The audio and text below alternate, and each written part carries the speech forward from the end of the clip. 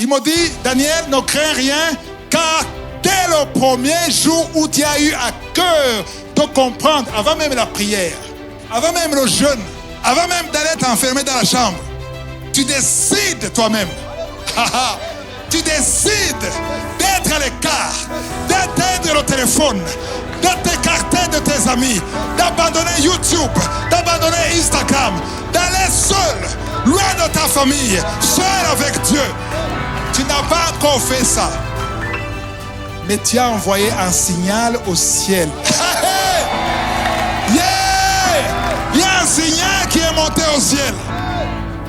Avant que tu le fasses, on a déjà envoyé un ange.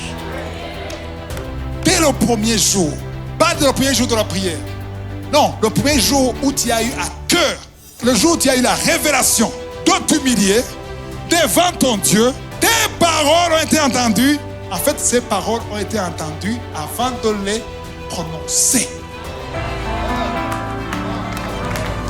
Il n'avait pas encore parlé, mais les paroles sont entendues. Tu vas dans la prière. Tu n'as pas encore parlé de ton problème, mais Dieu a déjà entendu le problème. Dieu n'intervient pas parce que tu as dit. Dieu intervient avant que tu dises. Parce qu'il entend avant que tu parles. Parce qu'il regarde le cœur. Ce qui sort de la bouche, c'est juste une confirmation de ce que Dieu a déjà vu. Oh. Et c'est à cause de tes paroles. Autrement dit, c'est à cause de ta prière. C'est à cause de ta nuée. C'est ta nuée qui m'attire.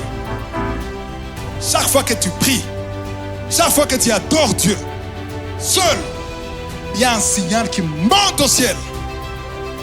Il y a une nuée qui t'entoure, qui t'enveloppe.